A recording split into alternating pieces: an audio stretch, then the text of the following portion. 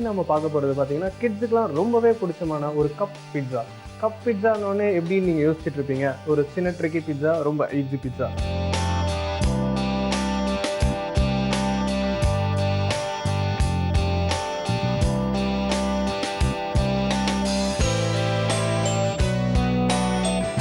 So வந்து இதை நம்ம பண்ணுறதுக்கு முன்னாடி இதுக்கு தேவையான இன்க்ரீடியன்ட் என்னன்னு பார்க்கலாம்.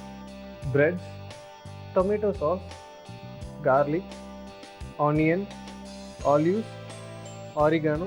ஸோ நம்ம ஃபஸ்ட் என்ன பண்ண போகிறோம், இந்த ப்ரெட்டை நம்ம ரவுண்டாக கட் பண்ணிக்க போகிறோம். கட் பண்ணதுக்கப்புறம் இந்த மோல்டில் ஒரு கப்ஸ் மாதிரி செட் பண்ணிக்க போகிறோம். நல்லா ப்ரெட்டு கட் ஆனதுக்கப்புறம் அதை நம்ம அழகாக இந்த ட்ரேயில் செட் பண்ணிக்க போகிறோம்.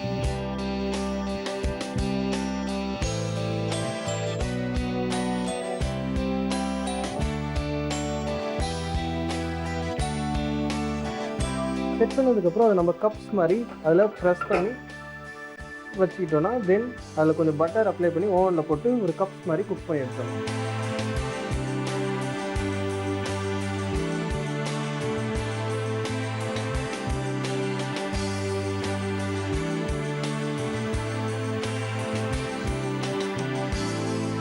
ஸோ நம்ம அப்போ ப்ரெட்டு அழகாக கப் மாதிரி செட் பண்ணிட்டோம். அதுக்கு கொஞ்சம் பட்டர் அப்ளை பண்ணிக்கிறோம்.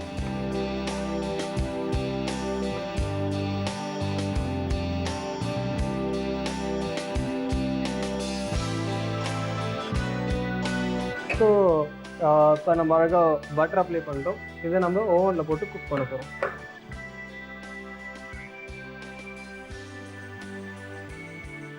இது குக் ஆகிட்டே இருக்கிறதுக்குள்ளே ஒரு பிட்ஸாவுக்கு தேவையான சாஸை நம்ம ரெடி பண்ண போகிறோம்.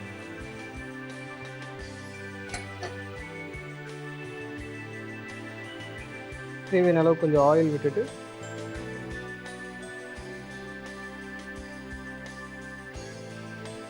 கொஞ்சம் கார்லிக்,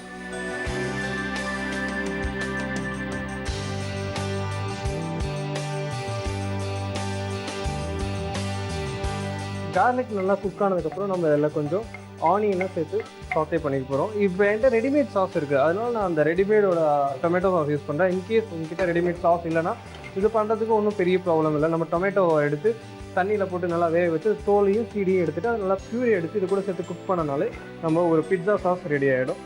ஸோ இப்போ கார்லிக் நல்லா சாத்தி ஆகிடுச்சு, ஆனியனை ஆட் பண்ண போகிறோம்.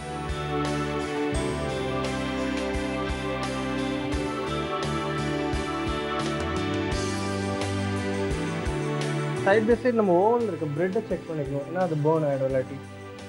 அதுவும் நல்லா குக் ஆகிட்டு இருக்கு.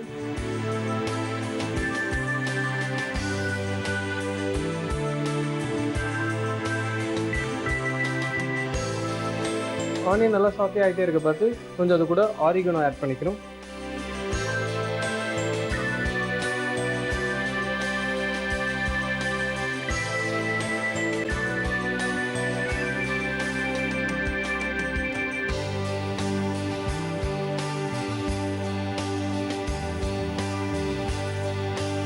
இந்த சாஸ் அது கூட சேர்த்து நல்லா குக் பண்ண போகிறோம்.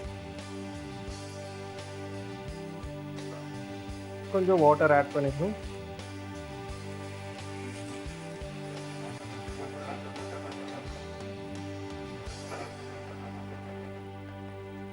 இதுக்கு தேவையான அளவு கொஞ்சம் சால்ட்,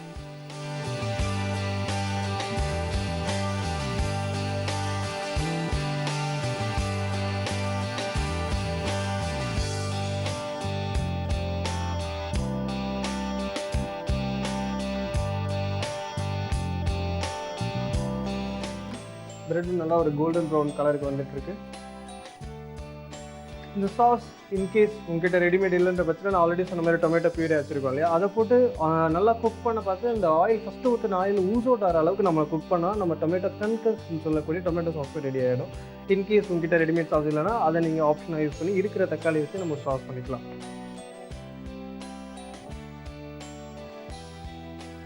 பிரெட் நல்ல கலர் ஆகிடுச்சு, அது ஓவன்லேருந்து எடுத்துடலாம்.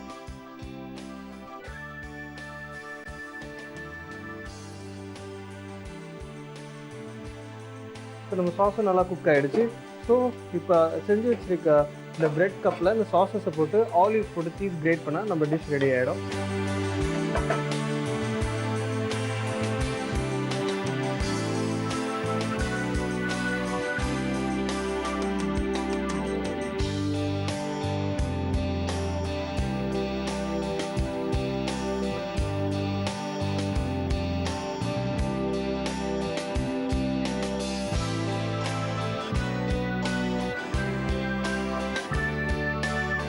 சாஸை போட்டாச்சு. ஆலிவ்ஸ் இல்லை, ஆலிவ்ஸ் பதிலாக உங்களுக்கு என்ன வெஜிடபிள் பிடிச்ச வெஜிடபிள் இருக்கோ அதை நம்ம ஆட் பண்ணிக்கலாம். ஆலிவ்ஸ் அண்ட் டொமேட்டோ இதெல்லாம் வந்து ஒரு இட்டாலியனோட கிளாசிக் வெஜிடபிள்னே சொல்லலாம். ஸோ அதனால நான் இதுக்கு ஆலிவ்ஸ் யூஸ் பண்ணுறேன். சீஸ் இல்லாமல் பிட்ஸானாலே எல்லோரும் சிரிப்பாங்க. ஸோ அதனால் நம்ம சீஸ் அண்ட் பிட்ஸா காம்பினேஷனுக்காக கொஞ்சம் சீஸை சேர்க்குறோம்.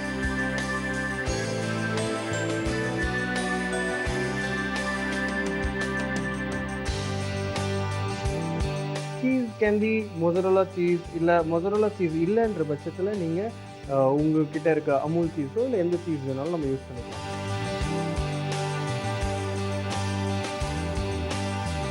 ஃபைனல் ஃப்ளாஷிங்க்கு இந்த ஓவனில் போட்டு அந்த சீஸை மெல்ட் பண்ணிட்டோம்னா நம்ம பிட்ஸா ரெடி ஆகிடும்.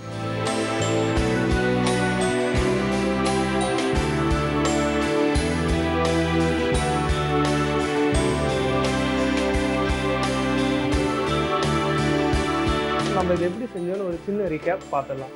ஃபஸ்ட்டு ப்ரெட்ஸ் எடுத்துக்கிறோம், ரவுண்டாக அதை கட் பண்ணிவிட்டு அதை நம்ம மஃபின் மோல்டில் அந்த ப்ரெட்ஸை செட் பண்ணிக்கிறோம். செட் பண்ணிவிட்டு கொஞ்சம் பட்டர் அப்ளை பண்ணி ஓவன் உள்ள போட்டு அதை நம்ம டோஸ்ட் பண்ணுறோம். அதுக்கு சாஸ் ரெடி பண்ணுறதுக்கு ஒரு பேன் வச்சுட்டு அந்த பேனில் கொஞ்சம் ஆயில் ஊற்றி கார்லிக் சாட்டே பண்ணுறோம், ஆனியன் சாட்டே பண்ணுறோம், கொஞ்சம் ஆரிகனை போடுறோம்.